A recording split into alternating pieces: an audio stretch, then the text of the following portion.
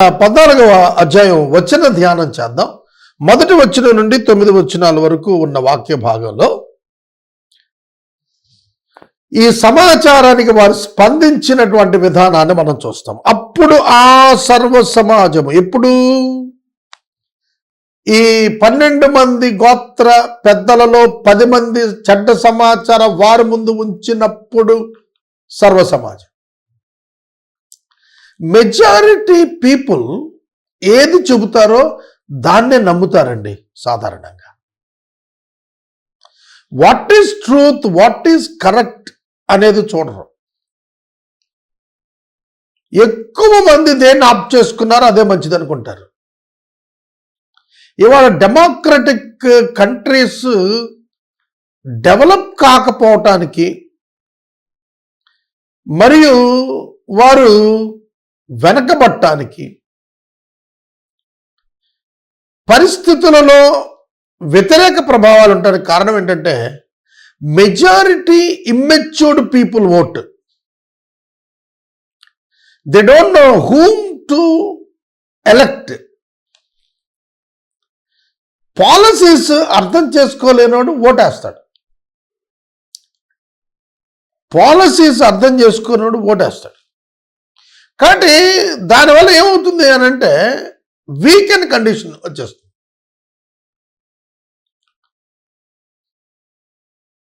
ఎవరైతే సరి అయిన అనుభవం లేదో, జ్ఞానం లేదో అట్లాంటి వాళ్ళు ఎలక్ట్ అయిపోతారు.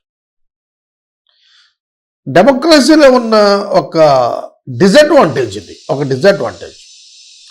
అక్కడ కూడా ఇదే జరిగింది. 12 మందిలో 10 మంది అంటే ఇంచుమించుగా 84%, 85% వాళ్ళు వ్యతిరేక సాక్ష్యం చెప్పారు. ఎవరు తీసుకుంటారు?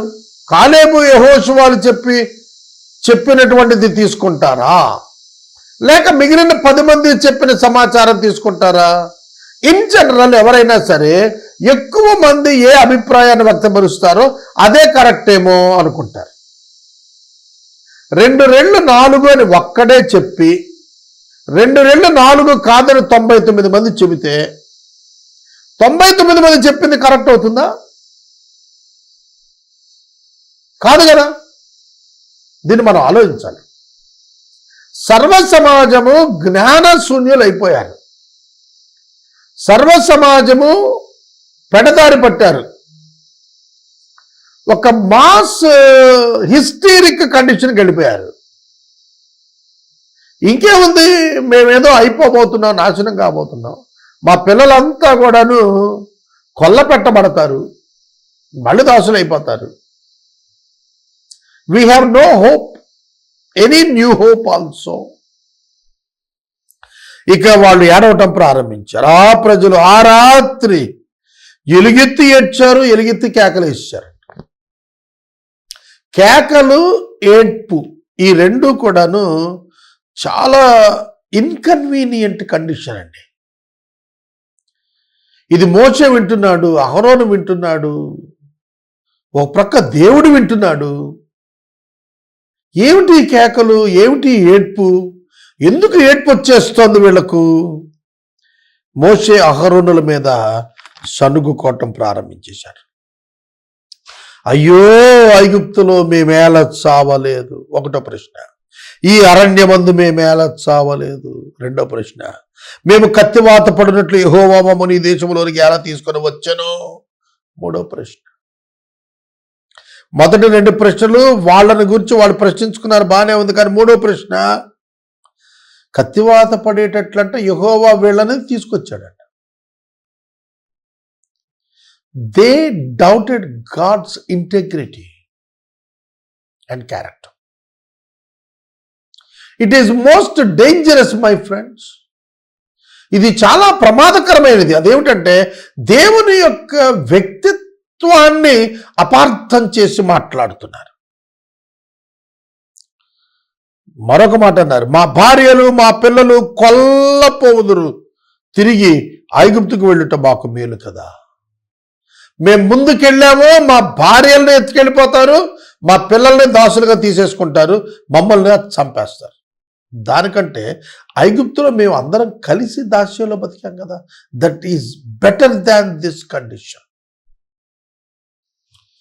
నేను మనవి చేస్తున్నాను, దేవుడు నీకు ఇవ్వబోయేటువంటి వాగ్దానం చేసిన గొప్ప స్థితిని నీవు అనుమానిస్తే, నీ ఉంటున్నటువంటి ప్రస్తుత చెత్త పరిస్థితులే బెటర్ అనుకుంటే, దేవుడు నీకు ఇవ్వలేడు గొప్ప స్థితిని.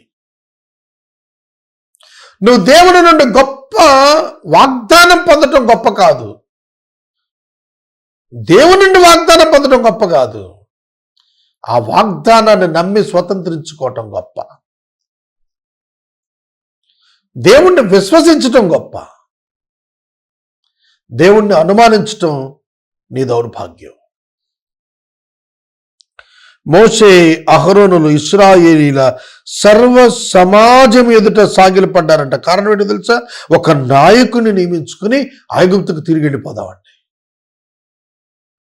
దేవుడు నియమించిన నాయకత్వాన్ని తృణీకరించి తమ సొంత నాయకత్వాన్ని ఏర్పరచుకుని మళ్ళా తిరిగి ఐగుప్తుకు వెళ్ళిపోదాం అనుకుంటున్నారు. ఎప్పుడు ఇది అంతా? ఆఫ్టర్ 1 year, 1 సంవత్సర కాలం పైగా అయిపోయింది వాళ్ళు ఐగుప్తు విడిచి వచ్చి. అయితే మళ్ళా నాయకుని ఎన్నుకొని సేమ్ వేలో వెనక్కి వెళదాం అనుకుంటున్నారు, మళ్ళా అదే దారిలో వెనక్కి పోదాం అనుకుంటున్నారు. ఐగుప్తుకు దారి తెలిసిన వారు ఉన్నారు, వాళ్ళని వెంబడించి వెనక్కి వెళదాం అనుకుంటున్నారు. దైవ వ్యతిరేక నాయకత్వాన్ని ఎన్నుకుందాం అనుకుంటున్నారు. ఇక్కడ మీకు మాట చెప్తాను నేను, ప్రపంచం దైవ వ్యతిరేక నాయకత్వాన్ని ఎన్నుకోబోతోంది. నా స్టేట్మెంట్ జాగ్రత్తగా అర్థం చేసుకోండి. ప్రపంచము దైవ వ్యతిరేక పరిపాలకుణ్ణి ఎన్నుకుంటుంది, ఎంపిక చేసుకుంటుంది, తనను దాసులు చేసుకుంటుంది. వాడి పేరు యాంటై క్రైస్ట్. మీకు తెలుసా, anti Christ and Christ both will reveal at the same time. యేసుక్రీస్తు ప్రభువు 2వ రాకడలో ఆకాశ మధ్యమానికి క్షణకాలంలో వస్తే ఆ క్షణం వెంబడే యాంటై క్రైస్ట్ ఈ లోకంలో అధికారంలోకి వచ్చేస్తాడు. సంఘం ఎత్తబడుతుంది ఆకాశ మధ్యమానికి. భూమి మీద పాప పురుషుడు ప్రత్యక్షపరచబడిపోతాడు. He will take in charge of the world leadership. People always looks for the leaders whom they wanted, not whom God provided. That is the sad thing in the world. ప్రపంచంలో విచారకరం ఏంటంటే, దేవుడిచ్చిన నాయకత్వం వద్దని మనుషులు తమకు కావలసిన నాయకత్వాన్ని ఎన్నుకోవడానికి ప్రయత్నం చేస్తారు. అందుకనే సమూయేలు కాలంలో దేవుణ్ణి తృణీకరించి మానవరాజును కోరుకున్నారు. రాజుల గ్రంథం అంతా కూడా మీరు చూడండి, ఇశ్రాయేలీయులు ఆ ఒక్క చెడ్డ నిర్ణయం చేత ఎంతటి దౌర్భాగ్యాన్ని ఎదుర్కోవాల్సి వచ్చిందో రాజుల గ్రంథం, దినవృత్తాంతాల గ్రంథం తెలియజేస్తుంది. ఇక్కడ కూడా వాళ్ళు ఒక నాయకత్వాన్ని ఎన్నుకొని వెనక్కి వెళదామని అనుకున్నప్పుడు ఆ సర్వ సమాజానికి సాగలపడిన గొప్ప నాయకత్వము అహరోను, మోషేది. We are not the lords on you, we are the servants. సర్వ సమాజం మోషే కాళ్ళ దగ్గర పడితే మోషే నాయకత్వం గొప్పదనుకోవచ్చు. కానీ సర్వ సమాజం యొక్క కాళ్ళ దగ్గర దేవుడు ఎంపిక చేసిన నాయకుడు మోకరెళ్ళి ప్రణమిల్లి బ్రతిమలాడుతున్నాడు. What a great leadership it is. ప్రియమైన దేవుని బిడ్డలారా, దైవ నాయకత్వం ఏ విధంగా ఉంటుందో చూశారా? దేవుడు ఎంపిక చేసుకున్న నాయకులు సేవకులుగా ఉంటారు. గుర్రపు స్వారీ చేసే నాయకులు కాదు వాళ్ళు. ప్రజలు తమ మీద నడిచి వెళ్ళేటట్టు బాటను పరిచేటువంటి వారు. సర్వ సమాజం ఎదుట సాగిలపడి అప్పుడు దేశాన్ని సంచరించి చూచిన వాళ్ళ నుండి నూను కుమారుడు యెహోషువ, యెఫున్నె కుమారుడు కాలేబు తమ వస్త్రాలు చింపుకున్నారు. ఇజ్రాయేలు సర్వ సమాజంతో అంటున్నారు, మేము సంచరించి చూసిన దేశము మిక్కిలి మంచి దేశము. మిక్కిలి మంచి దేశం, భయపడకండి. యెహోవా మన యందు ఆనందించిన ఎడల కండిషన్ అండ్ క్లాజ్. దేవుడు ఒక కండిషన్ పెడుతున్నాడు, షరతు చెబుతున్నారు వాళ్ళు. దేవుడు ఆనందించిన ఎడల, మన ఎడల ఆ దేశాన్ని దేవుడు మనకిస్తాడు, ఆ దేశానికి మనల్ని చేరుస్తాడు, ఆ దేశానికి మనల్ని చేర్చిదాన్ని మనకిస్తాడు. అది పానులు తేనెలు ప్రవహించేటువంటి దేశం. మెట్టుకు మీరు యెహోవా మీద తిరుగుబాటు చేయకండి, ఆయన ఆనందింప చేయండి తప్ప ఆయన్ని తిరుగుబాటు చేయకండి. ఆయన ఆనందింప చేయటం అంటే ఆయనకు కృతజ్ఞతాస్తుతులు చెల్లించటం, ఆయనను మహిమపరచటం, ఆయనకు వందనాలు చెప్పటం. ఆయన తిట్టడం, సనగటం, వెళ్ళిపోతాం అంటాం ఆయన దుఃఖపరుస్తుందే కానీ ఆయన ఆనందపరచదు. కనుక ఒక కండిషన్ హెబ్రీ 11:6 చెప్తాడు, దేవుని యొద్దకు వచ్చువాడు ఆయన ఉన్నాడనియు సమస్తం దయచేయగలవాడనియు నమ్మవలెను కదా. విశ్వాసము లేకుండా దేవునికి ఇష్టుడై ఉండుట అసాధ్యం. దేవుని నమ్మకుండా దేవుని సంతోష పెట్టలేరు. దేవుని మీరు సంతోష పెడితే, అంటే దేవుని మీరు నమ్మితే, దేవుడు ఆ దేశాన్ని మీకు తీసుకెళ్ళి మరీ ఇచ్చేస్తాడు. మిమ్మల్ని తీసుకెళ్లేవాడు ఆయనే, ఆ దేశాన్ని మీకు ఇచ్చేవాడు కూడా ఆయనే. Trust him, believe him, don't doubt him. అదే చెప్పారు. 9వ వచనం, ఆ దేశ ప్రజలకు భయపడకండి, వారు మనకు ఆహారం అయిపోతారు. అర్థమైందా? This is the attitude of lion. Lion attitude అంటే ఏంటో తెలుసా? తనకంటే బలమైనటువంటి హిప్పోపోటమస్, తనకంటే బరువైనటువంటి ఏనుగు, తనకంటే పొడవైనటువంటి జిరాఫీ, తనకంటే తెలివైనటువంటి నక్క. చూడండి, సింహం తనకంటే కూడా బలమైన, పొడవైన, బరువైన, తెలివి కలిగిన వాటిని చూసినప్పుడు తను అనుకుంటుంది, ఇట్స్ మై లంచ్, ఇది నా ఆహారం అనుకుంటుంది తప్ప వీళ్ళకంటే గొప్పోళ్ళు అనుకోదు. పైరూపం చూచి నిజమైన దైవ విశ్వాసి ఎన్నడూ కృంగిపోడు. కనుక వాళ్ళు మనకు ఆహారం అవుతారండి. వాళ్ళ గురించి భయం ఏంటి? They simply become hour lunch. వాళ్ళని తినేస్తాం, మనం సునాయాసంగా తినేస్తాం. ఒక టేస్టీ రోస్టెడ్ చికెన్ తిన్నట్టుగా తినేస్తాం. అది ఆహారం అవుతా అంటే అంత సులువుగా చెప్పారు. వాళ్ళని మనం ఈజీగా గెలుస్తాం. వారి నీడ వారి మీద నుండి తొలగిపోయింది. యెహోవా మనకు తోడై ఉన్నాడు, వారికి భయపడకండి. యెహోషువ, కాలేబు ఏం చెప్తున్నారు? యెహోవా మనకు తోడై ఉన్నాడు గనక వారికి మీరు భయపడకండి. This is the statement applies for all our conditions of life. మన జీవితంలో అన్నింటికీ కూడా ఈ స్టేట్మెంట్ ఉపయోగపడుతుంది. నా పరిచర్యలో ఉన్న ఆర్థిక సమస్యలకు నేను భయపడనక్కర్లేదు, ఎందుకంటే యెహోవా నాకు తోడుగా ఉన్నాడు. నా ఆర్థిక సమస్యలకు నేను భయపడను. యెహోవా నాకు తోడై ఉన్నాడు, నా టెక్నికల్ సమస్యలకు నేను భయపడను.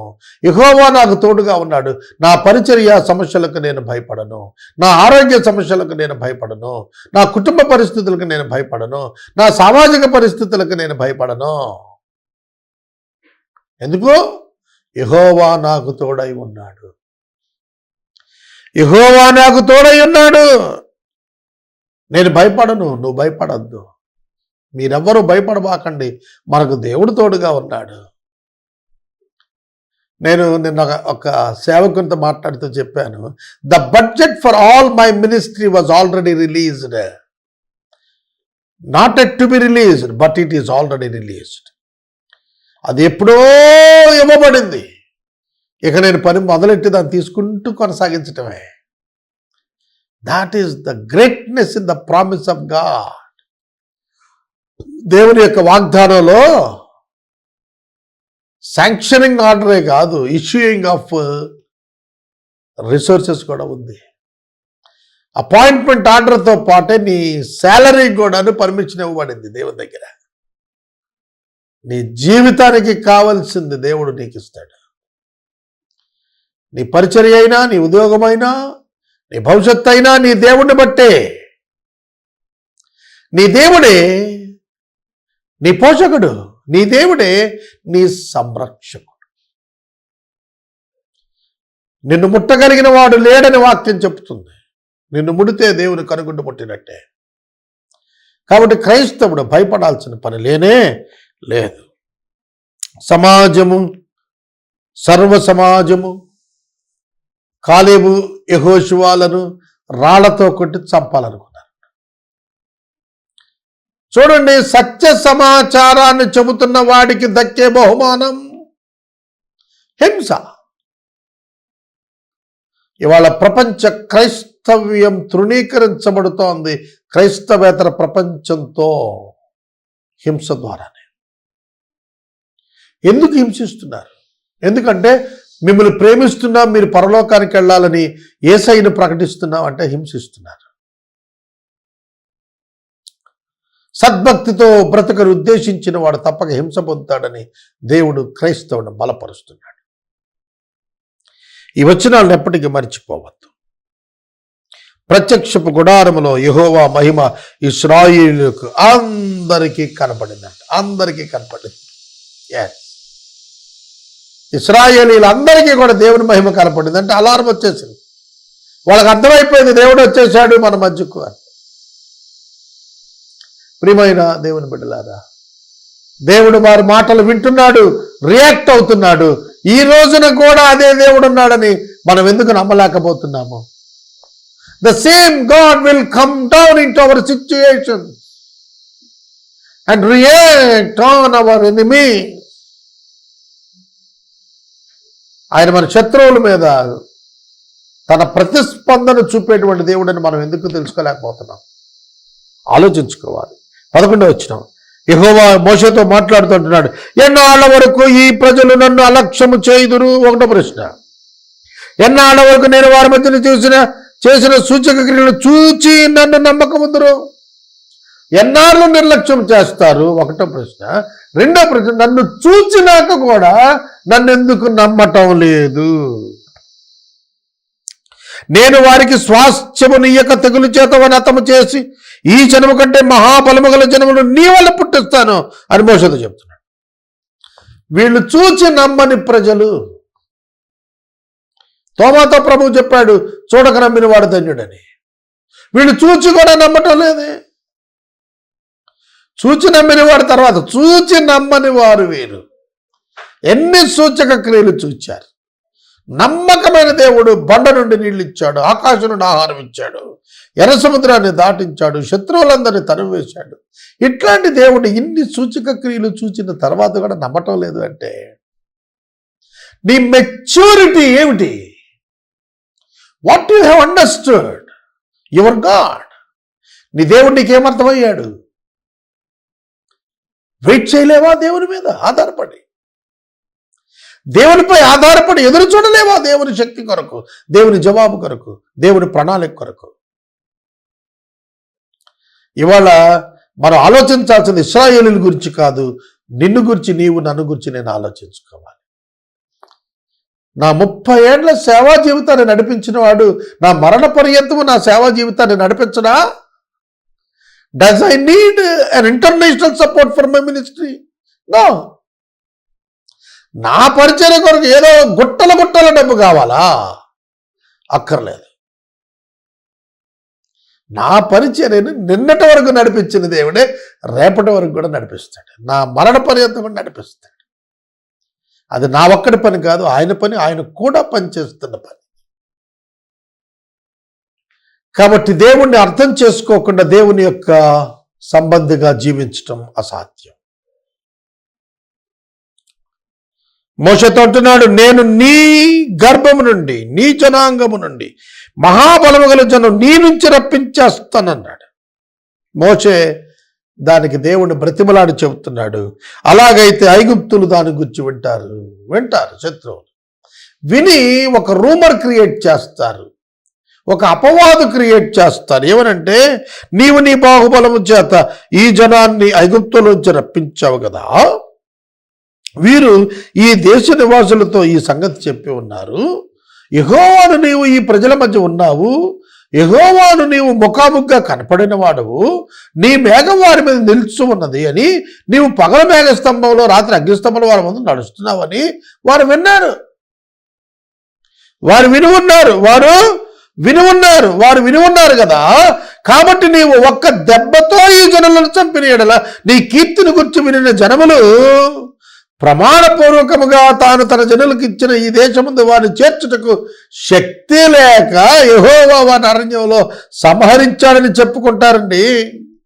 యెహోవా దీర్ఘశాంతుడు, కృపాతిశయుడు, దోషమును అతిక్రమం పరిగణించేవాడు, అపరాధులు నిరపరాధం ఎంచక 3-4 తరాల వరకు తండ్రుల దోషం కుమారుడు తెచ్చువాడు ఉన్నాడు.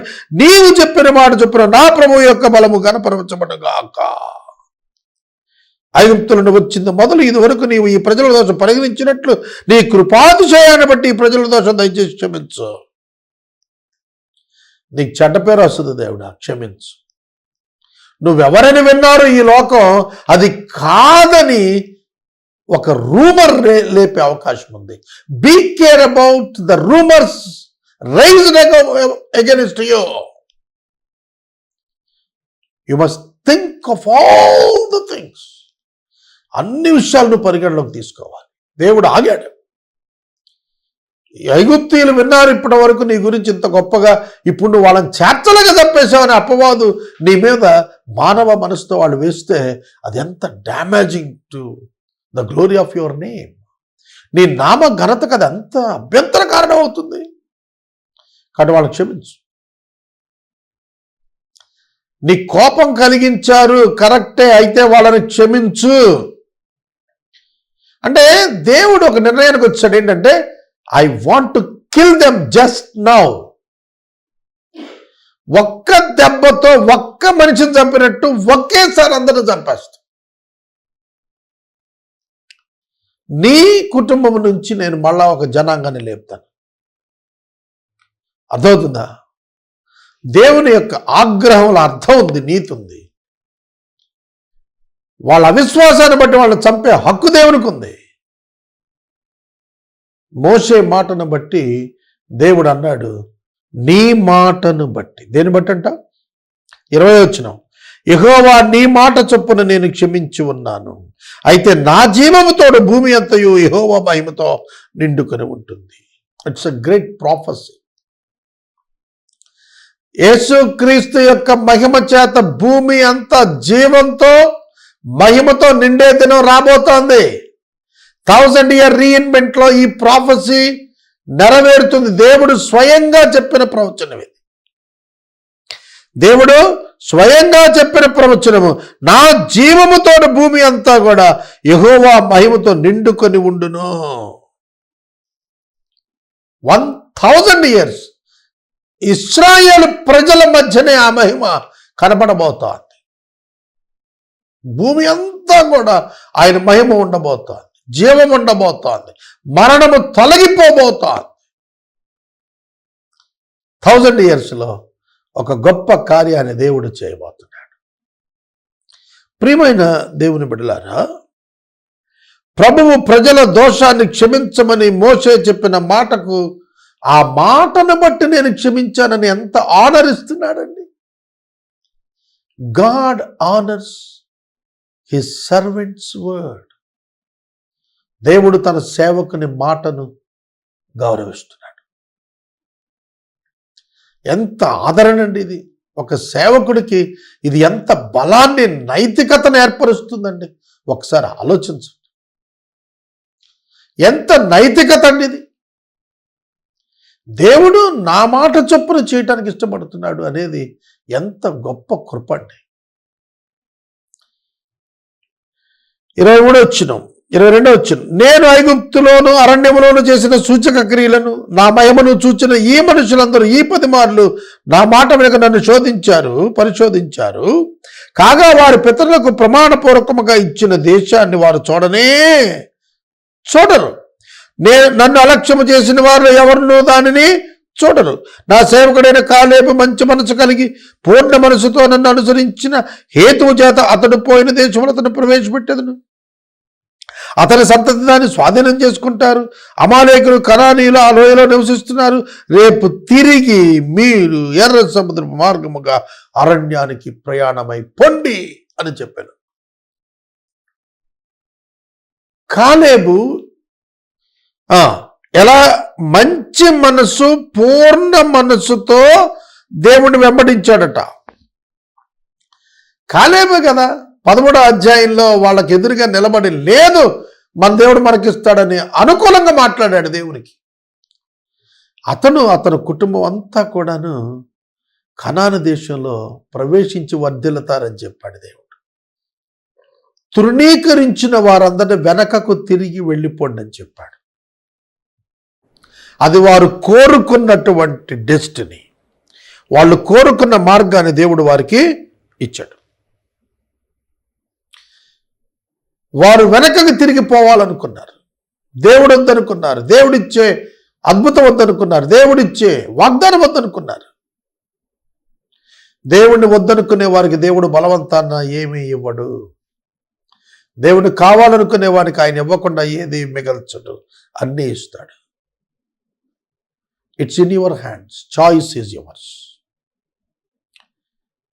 కాలేబు వలె పూర్ణ మనసుతో మంచి మనసుతో దేవుడు కావాలనుకుంటావా?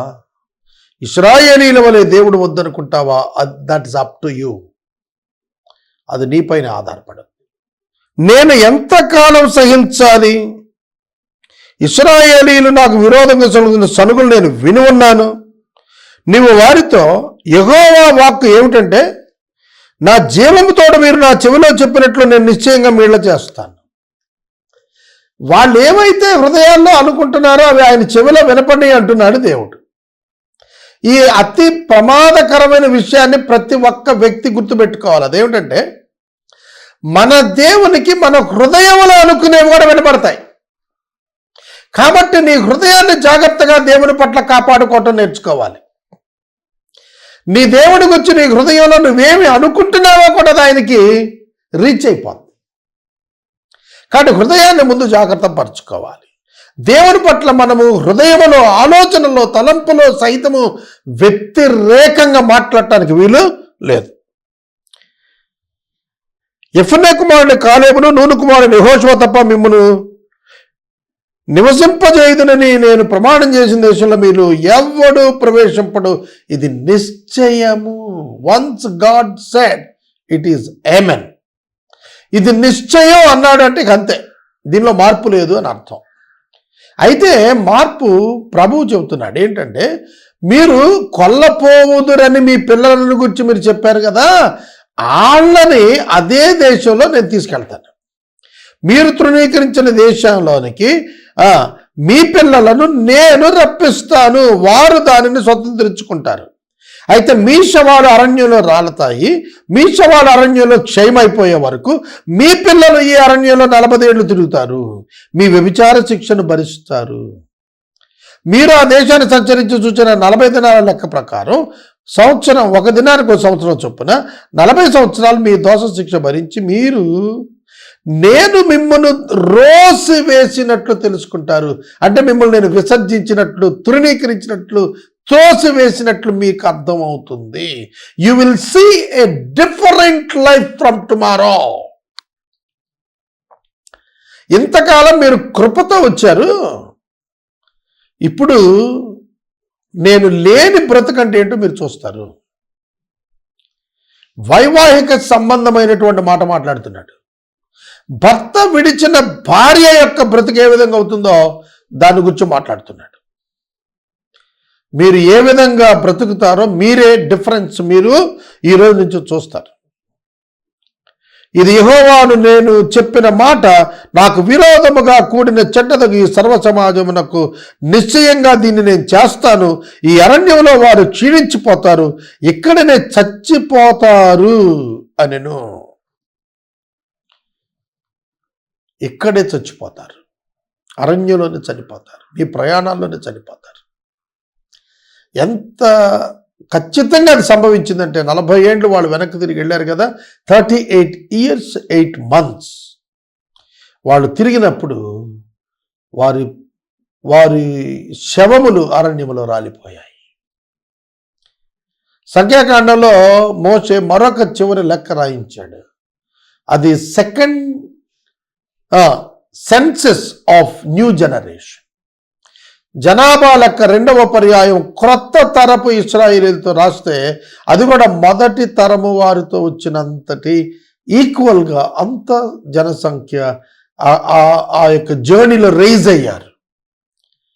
వారి గర్భాల్లో నుండి పుట్టిన వారి యొక్క సంఖ్య రైజ్ అయింది. అంటే ఆ 40 yearsలో పుట్టినటువంటి పిల్లలు ఉన్నారే, ఒక యంగ్ జనరేషన్ ఆ విల్డర్నెస్లోనే ఫామ్ అయ్యారు. దేవుడు అసాధ్యమైన పరిస్థితుల మధ్య సుసాధ్యమైన పరిష్కారాలను సృష్టించగలిగిన వాడని మనకు అర్థం అవుతుంది. ఆ తర్వాత 37వ వచనం నుండి మనం చూసినప్పుడు చెడ్డ సమాచారాన్ని తీసుకొచ్చినటువంటి 10 మంది మీద దేవుని తెగులు వచ్చింది, వాళ్ళు చనిపోయారు. ఆ దేశాన్ని సంచరించి చూసిన మనుషులలో నూను కుమారుడు యెహోషువ, యెఫున్నె కుమారుడు కాలేబు మాత్రమే బ్రతికారు. 12 మందిలో 2 బ్రతికారు. పాజిటివ్గా మాట్లాడిన వాళ్ళు, ఆలోచించిన వాళ్ళు, నిర్ణయం తీసుకున్న వాళ్ళు బతికారు. నెగిటివ్గా ఆలోచించిన వారు, మాట్లాడిన వారు చచ్చిపోయారు. దేవుని తెగులు చేత వాళ్ళు చనిపోవటం చూచి ప్రజలంతా భయపడ్డారు. భయపడి చాలా దుఃఖించి ఏడ్చి వాళ్ళు అంటారు, అయ్యా మేము పాపం చేశామండి, చిత్తమండి, అవునండి, యెహోవా చెప్పిన స్థానానికి మేము వెళతామండి అని అంటున్నారు. ఇప్పుడు ఎప్పుడైతే వాళ్ళు చనిపోయారో ఆ 10 మంది భయం పుట్టేసింది. భయం పుట్టి అంటున్నారు, మేము వెళ్తామండి అయ్యా అంటున్నారు. మోషే చెప్పాడు, ఇది నిశ్చయం అని దేవుడు చెప్పిన తర్వాత ఇకెవడి మాట ఎండ ఆయన. దేవుడు ఇది జరుగుద్ది అని నిర్ణయం తీసుకున్నాక ఆయనకు మంత్రిగా ఉండి సలహా చెప్పగలిగిన వాడు ఎవడు లేడు, ఆయన మార్చేవాడు ఎవడు లేడు, ఆయన మార్పు లేనివాడు. కాబట్టి మీరు ఆయన చెప్పినట్టుగా వెనక్కి తిరిగి వెళ్ళండి తప్ప ముందుకు వెళ్ళబాకండి, ఎందుకంటే దేవుడు మీతో లేడు. యెహోవా మీ మధ్య లేడు కనుక మీ శత్రువులు మిమ్మల్ని హతం చేస్తారు కనుక మీరు సాగిపోవద్దు, ఆగిపోండి అని చెప్పాడు. అమాలేకీయులు, కనానీయులు మీకంటే ముందు అక్కడికి చేరారు, మీరు ఖడ్గం చేత కూలిపోతారు, మీరు యెహోవాను అనుసరించటం మానితులు కనుక యెహోవా మీకు తోడై ఉండడు. This is the spiritual lesson for every Christian. మీరు యేసయ్యను విడిచిపెడితే you will see the difference in your life. యెహోవాను పెట్టారు కాబట్టి యెహోవా తోడు మీకు ఉండదు. ప్రియమైన దేవుని బిడ్డలారా, కనుక స్పిరిచువల్ లైఫ్లో, పర్సనల్ లైఫ్లో ఒక విశ్వాసి తన ఆధ్యాత్మిక జీవితంలో దేవుడు తృణీకరించి వెళ్ళిపోతున్నంతసేపు దాని కాన్సిక్వెన్సెస్ చూస్తూనే ఉంటాడు. తను పశ్చాత్తాపడి ప్రభు దగ్గరికి వచ్చినప్పుడు మళ్ళా రెస్టోర్ అవుతుంది రిలేషన్షిప్, రెస్టోర్ అవుతుంది fellowship. Relationship never breaks up, fellowship break అవుతుంది. ఆ ఫెలోషిప్ రెస్టోర్ చేసుకునే బాధ్యత విశ్వాసిదే. ఫెలోషిప్ రెస్టోర్ చేసుకోవాల్సిన బాధ్యత విశ్వాసిదే. పాపమును పశ్చాత్తాపడి ఒప్పుకొని విడిచిపెట్టడం వల్ల తిరిగి దేవునితో సమాధాన పడతాం, సహవాసాన్ని పునరుద్ధీకరించుకోగలుగుతాము. లేకపోతే మనం పర్యావసానాల మాట పట్టాల్సిందే. అయితే వారు మూర్ఖించి ఆ కొండకొని ఎక్కారు. అయినను యెహోవా నిబంధన మందసమైనను మోషే అయినను పాలెములో నుండి బయటికి వెళ్ళలేదు. అప్పుడు ఆ కొండ మీద నివాసం ఉన్న అమాలేకీయులు, కనానీయులు తిరిగి వచ్చి వారిని కొట్టి హోర్మా వరకు తరిమి చంపేశారు. మోషే ముందే చెప్పాడు, మిమ్మల్ని చంపేస్తారు, వెళ్ళొద్దని. ఎందుకంటే మందసము వారి మధ్యన లేదు, మోషే వారితో వెళ్ళలేదు. ఎందుకంటే దేవుడు చెప్పిన తర్వాత మోషే అలా అడిగేయగలుగుతాడు? వెళ్ళాడు. మూర్ఖించి వెళ్ళిన వారు చనిపోయారు. మూర్ఖులు ఎప్పటికైనా చస్తారు, మూర్ఖులు ఎప్పటికైనా చస్తారు. విశ్వాసం, హెల్దీ ఫెయిత్, మూర్ఖత్వం అన్హెల్దీ ఫెయిత్. మా దేవుడు ఉన్నాడు మాకేంటి అని చెప్పి వెళ్ళిపోతే దేవుడు లేకుండా, దేవుని ఇష్టము చిత్తము లేకుండా బ్రతకగలుగుతామా? కాబట్టి అర్థం చేసుకోండి దేవుని వాక్యాన్ని. దేవుని చిత్తమేదో, దేవుని ఇష్టమేదో, దేవుని మార్గమేదో దానిని వెంబడించి నడవాలి తప్ప మేము క్రైస్తవులో మా దేవుడు మా మాట వింటాడని అనుకుంటే అంత పొరపాటు. దేవుని మాట మనం వినాలి. దేవుడు మన హృదయ వాంఛలు నెరవేరుస్తాడు. దేవుడు మా దేవుడేలే మేము ఏం చెప్తాం చేస్తాడు అనుకుంటే దానంత అవివేకము వెరితనం మరొకట్లేదు. 14వ అధ్యాయం మనకు ఎన్నో పాఠాలు నేర్పించింది. మూర్ఖత్వము క్రైస్తవునికి కుదరదు. దేవుడు వద్దన్న దానిది క్రైస్తవుడు చెయ్యకూడదు. 14వ అధ్యాయం ముగించుకున్నాం.